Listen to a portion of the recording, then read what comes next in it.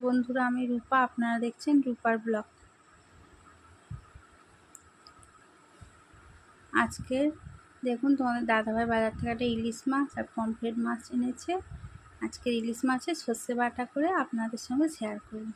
তার জন্য নিয়ে নিয়েছি ইলিশ মাছ 4 পিস নিয়েছি, কেটে ধুয়ে পরিষ্কার করে লবণ, হলুদ আর নুন আর একটু সামান্য তেল মাখিয়ে দিয়েছি। আর সর্ষে আর কাঁচা লঙ্কা নিয়েছি, টমেটো, কাঁচা লঙ্কা চিড়ে নিয়েছি।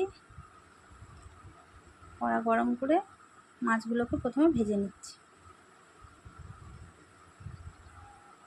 দেখুন, মাছগুলো ভাজা হয়ে গেছে, তুলে নিয়েছি।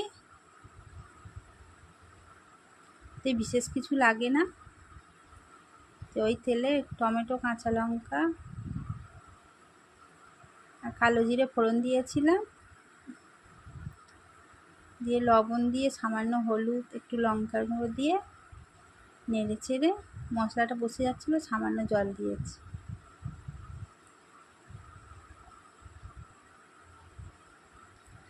সর্ষে বাটা জলটাও ঢেলে দিলাম। এবার মাছগুলোকে দিয়ে দিচ্ছি। ঝোলটা ফুটে গেছে, অল্প পরিমাণে জল দিয়েছিলাম, আপনারাও অল্প পরিমাণে জল দেবেন। কেউ চাইলে বেগুন দিয়েও বানাতে পারেন একই প্রসেসে। এবারে সাদা সর্ষে বাটাটাও দিয়ে দিচ্ছি। আমার ভিডিও ভালো লাগলে একটা লাইক দিয়ে দেবেন আর চ্যানেলটিকে সাবস্ক্রাইব করে পাশে থাকবেন। দেখুন, রান্না প্রায় হয়ে এসছে। মেয়ে একটা মাছ ভাজা খাবে বলেছিল বলে 3টে মাছেরই করেছি।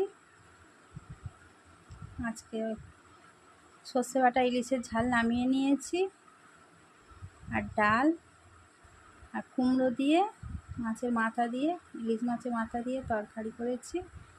টাটা।